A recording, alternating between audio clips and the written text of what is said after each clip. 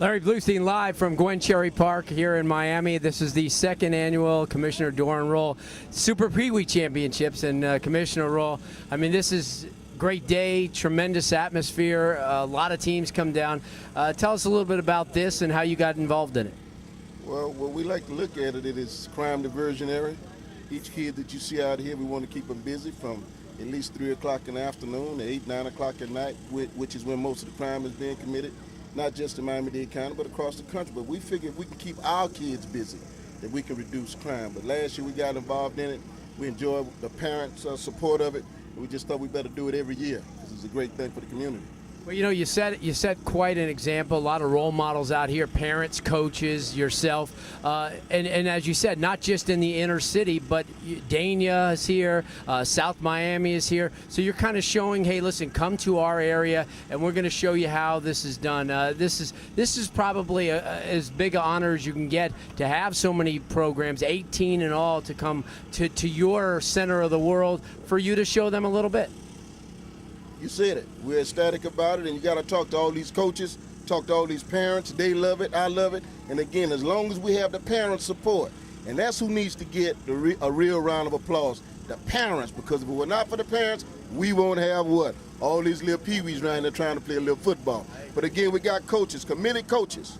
And again, they didn't have this when I came around, so I want to make sure that I support it and keep it going on for not just for the inner city, but we want to host this around this community, and there are other sponsors interested in this. But again, we want to do it best in our community where we know we got most of our kids, talented kids, that want to come out and be involved. And we're happy to do it. Commissioner Rolle, I know everybody, I speak on behalf of everybody else who congratulates you for coming to the forefront, because a lot of people would just sit back and say, you know, I want to do something, there needs to be something done, but you've come to the forefront and you put your name on it and you put your reputation involved, and I appreciate that. And I got my face on it. Yes, you do. But again, enough for accolades for me. Yes. Look at these coaches that put it together for me.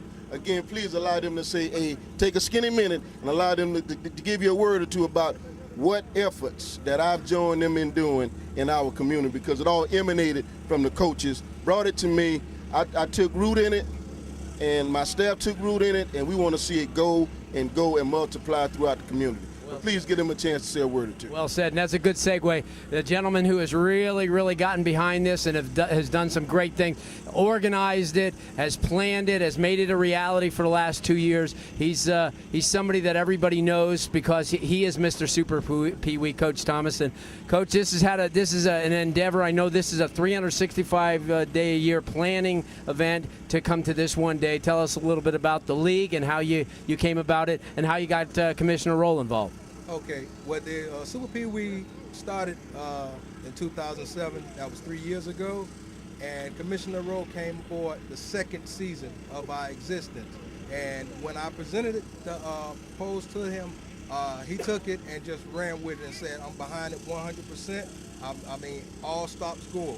And from that point on, as you can see, we grown from only 5 teams to now 18 teams. And so far, next year, we already got over another 20-something commitments. So we're looking to be growing up to around 45 new teams next year. You know, you talk about it, and the way you put it out, it just seems so easy, but it's not. I know you're have been like the expectant father the last couple of weeks. At every meeting we've been at, you've been pacing up and down, wondering if it's going to rain, wonder if all the teams are going to show. This is something that really is testament to you, that everybody did show. Parents, coaches, the media, everybody came out, and I know this is one day that you take a look at and say, you know what, thank goodness. You said a mouthful right there, because I mean, I've been sweating bullets, and I was just trying to figure out and hoping that this thing would prevail, because that was my vision, for this to show and showcase our kids, the young kids, the young adults. I mean, and basically this thing has spun around the world. We are the first nation to have the Super Peewee League, and as you can see, I've been getting many of responses as far as starting one in their community, in their city, in their state. So, hey, look, like I said, Commissioner Rolle was the one that stepped in and say, I'm going to push you and make it go forward. And I thank him very much for it. Everybody wearing the blue shirts here, the dark blue shirts. Anytime you see them today and throughout this tournament, those are the people you thank. Coach Thomas, Commissioner Rolle, live right here from Gwen Cherry Park in Miami. I'm Larry Bluestein from Generation Next, and you've been rated G. How you doing? This is Jonah Woullard here with Generation Next, and I'm standing next to Commissioner Rolle. Right now, we talked a little bit about football, and we talked about the X's and O's and the coaches and everything that's involved in putting on such a great event. But Commissioner Rolle does a lot more for the community, just being involved inside of football. Commissioner Rolle just makes sure that he gives back to the community, and this is just one way, an outlet that he takes the time out. It's not a lot of people that come out on a Sunday when Dolphins about to kick off to spend up time with these children, and they look to you as a beacon of light to say, this is what you do, this is why we elected you, not just to be in office doing things, but to be part and to give back. How important is it to you and your office, your administration, to come out here and take time to give back to these kids so they visibly see you? Well, I'm going to tell you this, Jonah. It's a thrill to me to be recognized by children. They see my face and say, oh, they don't say Commissioner Rolle, they go Dorrin Rolle, you know. And that's good to me because if they know me, the parents know me. But again, this is the Yet Center, Gwen Cherry Park, and each time that the Super Bowl comes to Miami, the NFL donates $500,000 to this park. So this is the vision of H.T. Smith, Dean Carlson, and some other foundations, okay, but H.T. Smith is the one whom I know. But they had the vision, and I've caught on to that vision. And what you see now will be tennis fields, you see the parks, football. We love football. We have the Roll Bowl here. But again, it's a place in the inner city where we capture the talent from the inner city and we showcase it. And we sponsor about 10 Optimist clubs throughout the year. But the Pee-wee, we want to have a constructive program from the womb to the tomb, okay? So we take these little kids and we involve them in something very constructive.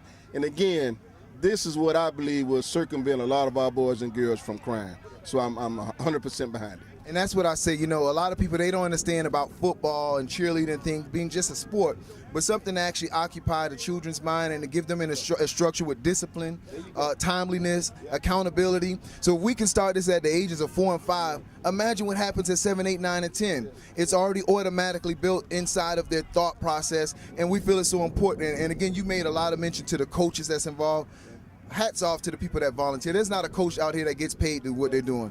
And it takes a community to raise a child. And right now we see in times like this where it's all about the bling, it's all about how we can come up and stay alive in the economy. You have hundreds of people that just volunteer their time to put it all together. Tell me, as a commissioner down, how would you recommend to other cities, other places, to take part in their community to impact their children now, like how you have done? Yeah. Well, there's a nexus, I think, around football, around sports in general. But most folk love football. They love soccer, basketball, baseball. But football is that thing that draws a lot of us together. If you start with the optimists, okay, get you some committed coaches. First of all, give it some parents, because the parents got to bring the kids there. The parents has to support them and push them, encourage them on. Once you start with that parent group, you got some committed coaches, okay, and you find somebody, an elected official, who can come out and lend his name, his face, and his energy to that particular event, I think it'll spur from that moment on. And that's what we've done here at Gwen Cherry Park. And again, let me backtrack for a second.